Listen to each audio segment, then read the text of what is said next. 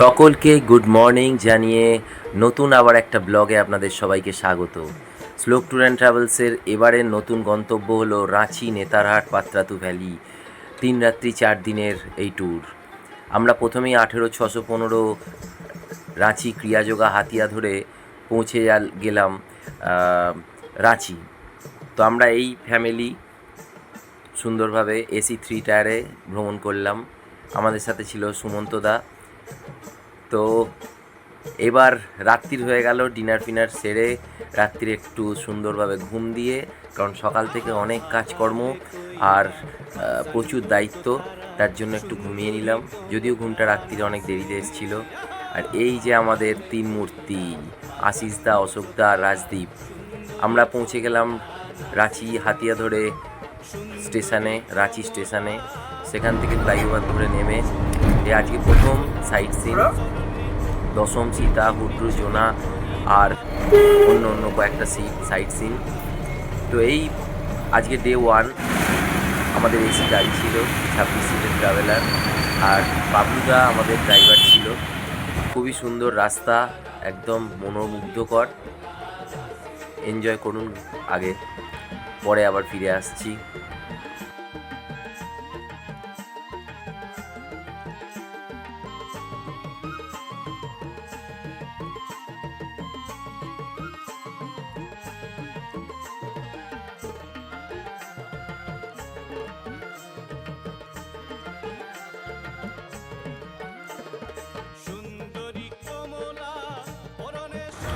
সুন্দর এরম মনোমুগ্ধকর রাস্তা, দুধারে শাল পলাশের বন। এই পথ ছাড়িয়ে অনেক দূরে পাড়ি দিলাম আমরা। প্রথম গন্তব্য সীতা ফলস, জোনা ফলস আর লাস্টে দশম ফলস, এবং ফেরার পথে জগন্নাথ মন্দির।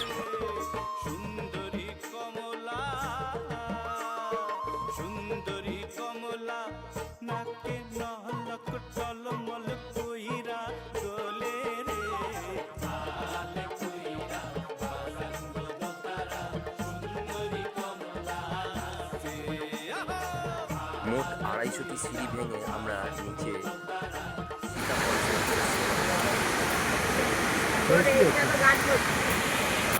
শুধু কলকাতা থেকে পাড়ি দিয়েছিলাম রাঁচি। দুর্দান্ত পরিবেশ, অসাধারণ ঠান্ডা সুন্দর জায়গা, আর এত সুন্দর মনোমুগ্ধকর পরিবেশ থেকে বলবো। আমরা দুপুরের খাওয়াটা এখানে একটা রেস্টুরেন্টে বলে ব্যবস্থা করে 3 টাকার বিনিময়ে তারপরে আমরা পৌঁছে গেলাম দশম ফলসে। পরিবেশটা একদম সুন্দর, এখানে বিপুল জলরাশির যে কি আওয়াজ,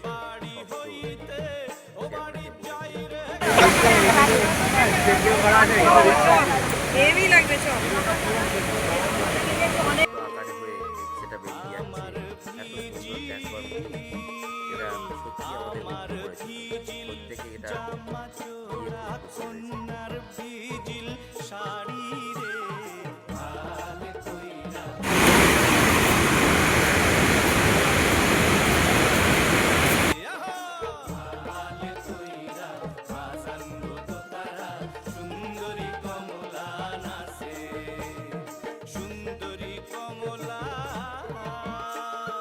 সুন্দরী কমলা চরণে নূপুর চিনি চিনি কইরা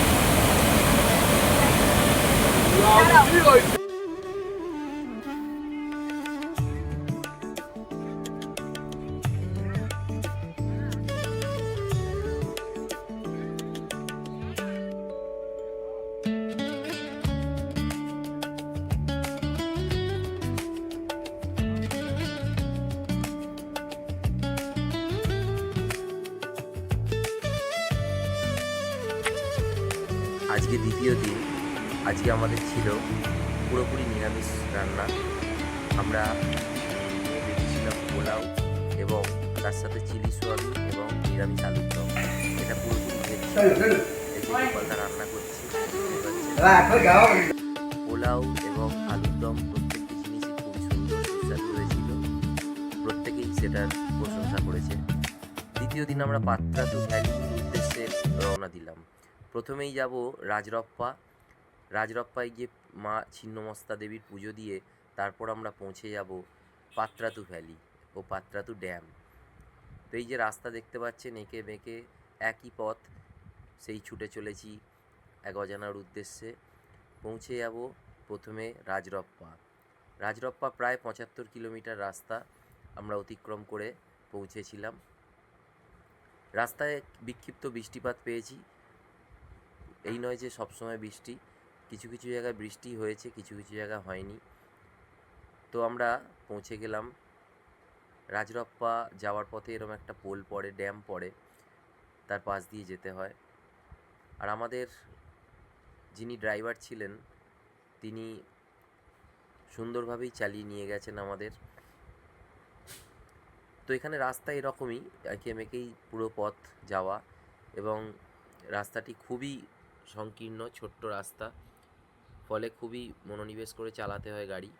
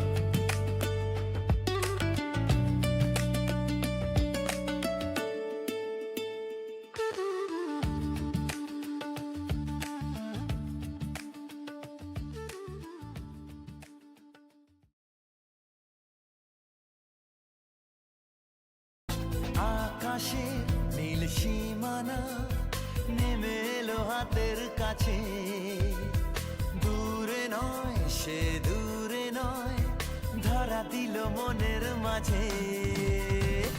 আকাশের নীল সীমানা নেমে এলো হাতের কাছে, দূরে নয় সে দূরে নয়, ধরা দিল মনের মাঝে।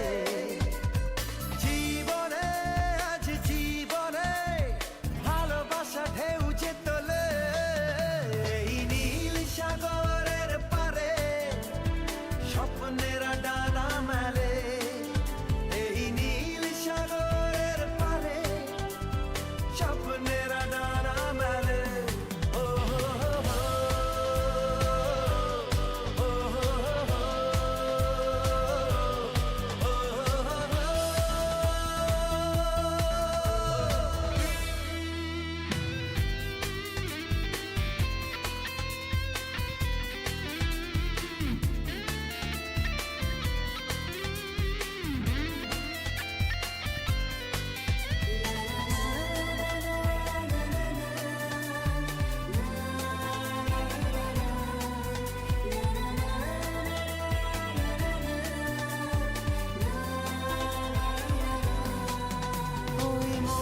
গভীরে থাকা প্রেম যেই দুটি চোখে উঠলো ভেসে, মনে হলো ঝিলমিল রোদ্দুর সৈকতে উঠলো হেসে।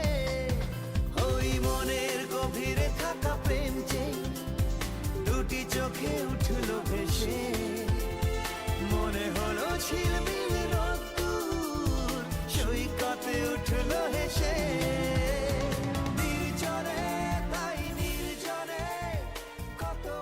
ছন্দ তোলে এই নীল সাগর।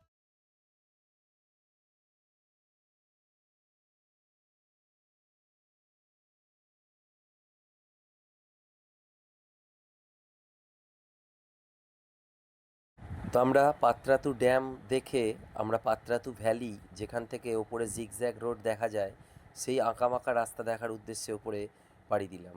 রাস্তাটি খুবই ঘুরে ঘুরে উঠছে, তবে বুঝতে পারবা যাবে না যে ওটা উপর থেকে অত সুন্দর, সেটা ড্রোন শটের মাধ্যমে একমাত্র বোঝা যাবে। তো আমরা সেই রাস্তায় পৌঁছালাম।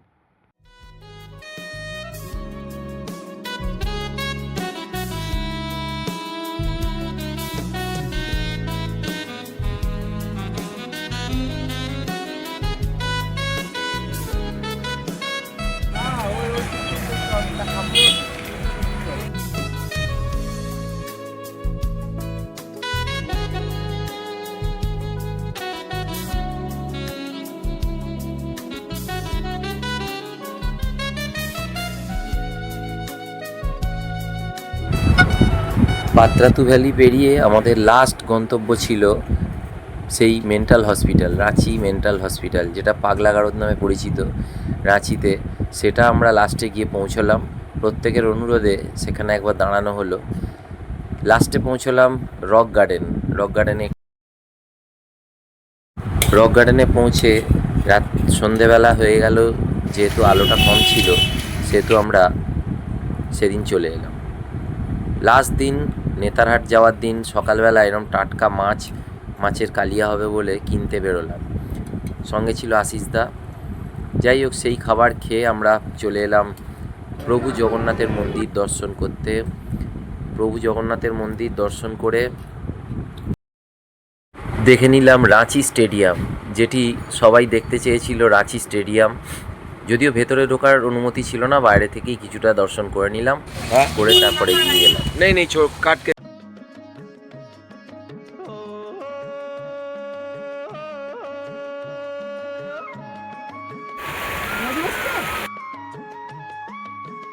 চলো যাই চলো যাই চলো যাই চলে যাই দূর বহু দূর গায়ে মেখে জড়িব না সোনারো দূর। রাঁচি থেকে নেতারহাট যাওয়ার পথে লোহারদাগা থেকে আমরা টাটকা মটন কিনে নিলাম, যেটা দেহাতি মটন ওখানে বিখ্যাত। আমরা রাস্তার যাওয়ার পথে কিনে নিয়ে নেতারহাটে রাত্রিরে খাওয়ানোর পরিকল্পনা নিয়ে উদ্দেশ্যে রওনা দিলাম। আমরা নেতারহাটের পথে যখন পাড়ি দিলাম, রাস্তা থেকে যাওয়ার পথে অনেক কিছু কেনাকাটা করে নিলাম। যেহেতু নেতারহাট এমন জায়গা, একদম অফবিট ডেস্টিনেশন, সেখানে কোনো কিছুই আমরা সহজলভ্য পাবো না। তার জন্য যেটুকু রাত্রিরের এবং পরের দিনের খাবার বা অন্য কিছু দরকার ছিল, সেই মুদিখানার মালপত্র এবং অন্য আনাজপাতি আমরা রাস্তাতেই সংগ্রহ করে নিলাম। এরপর আমরা চলে গেলাম ন্যাসপাতি গার্ডেনে। আমরা নাশপাতি পাইনি, কিন্তু খুব একটা নিরাশ হইনি, যেহেতু নাশপাতি গার্ডেনটা অসম্ভব সুন্দর ছিল এবং কিছু নিচে পড়ে থাকা আগেকার নাশপাতি পেয়েছিলাম। আর গার্ডেন থেকে বেরিয়েই আমরা পেলাম বৃষ্টি আমাদের মনটা আরও স্বচ্ছ করে দিল। এরপর আমরা পৌঁছে গেলাম পাইন ফরেস্ট। এগুলি নেতারহাট যাওয়ার পথেই পড়ে। কোয়েল ভিউ পয়েন্ট, পাইন ফরেস্ট, এগুলো আমরা দেখে তবেই হোটেলে চেক ইন করলাম। এবং যেহেতু ওয়েদারটা খুব সুন্দর ছিল, আর কোয়েল ভিউ পয়েন্টের ভিতরে আমরা প্রবেশ করলাম টিকিটের মাধ্যমে, তো সেখানে পরিবেশ এবং গাছপালা খুবই সুন্দর ছিল, মানে এক কথায় অনবদ্য। সেগুলি দেখে আমরা হোটেলে চেক ইন করলাম। কোয়েল ভিউ পয়েন্টের অসাধারণ স্নিগ্ধতা এবং অপূর্ব একটা সুন্দর পরিবেশ ফেলে আমরা চলে এলাম। রাত্রিরে আমাদের মেনু ছিল মাটন কষা, একদম গরম গরম দেহাতি মাটন, ভাত, তরকারি, তার সাথে আলু ভাজা, চাটনি, এবং যারা যারা মটন খাবে না তাদের জন্য পনিরের ব্যবস্থা করা হয়েছিল, ডিমের ব্যবস্থা করা হয়েছিল। এরপর এরম সুন্দর একটা পরিবেশে, এত ঠান্ডা ওখানে, 15 ডিগ্রি ঠান্ডা। তারপর আমরা রাত্রির কাটিয়ে ভোরের একটা সুন্দর একটা অভিজ্ঞতা পেলাম। নেতারহাটে সুন্দর যে ওয়েদার, সেটা আমরা উপলব্ধি করলাম। এই যে প্রত্যেকটা সুন্দর ফটো শ্যুট হলো। এবার আমরা ফেরার পথে লোথ ফলস দেখে আমরা ফিরব।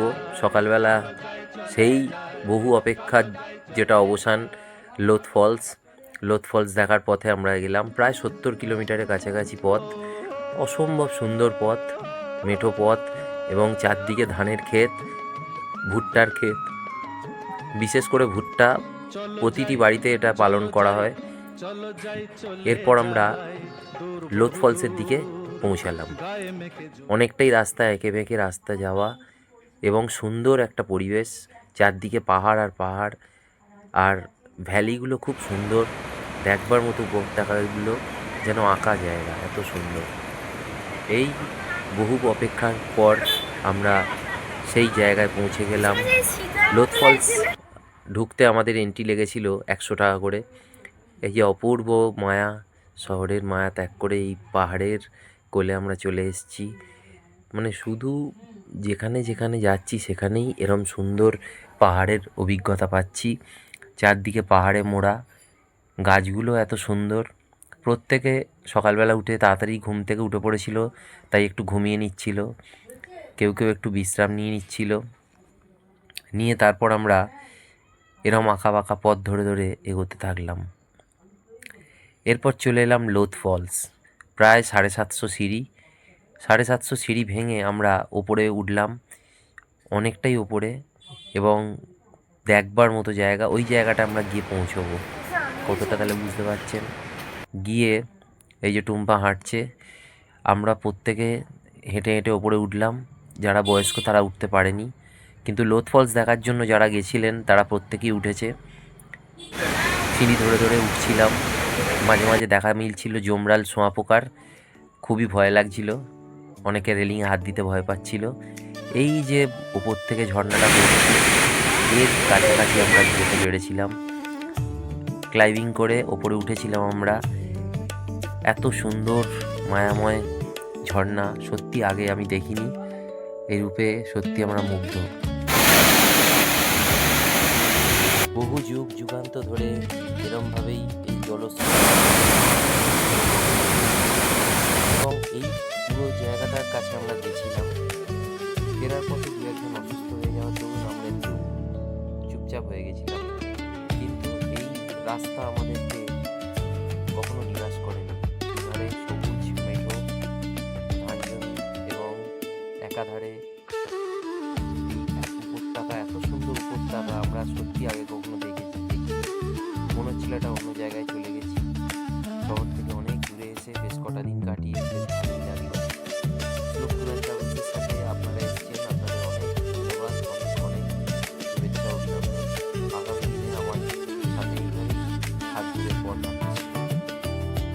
আমি চাইবো আগামী দিনে আপনারা আমাদের সাথে যুক্ত হন, আরও বিশাল পরিমাণে আমরা ভ্রমণ পিপাসু লোকদের নিয়ে এগোতে পারি। বৃষ্টির সাথে সাথে আমাদের যাত্রা শেষ হলো। 18616 ট্রেন রাঁচি হাতিয়া, রাঁচি হাতিয়া 18616 ধরে আমরা হাওড়ার পথে রওনা দিলাম। শুভযাত্রা, প্রত্যেকে ভালো থাকবেন।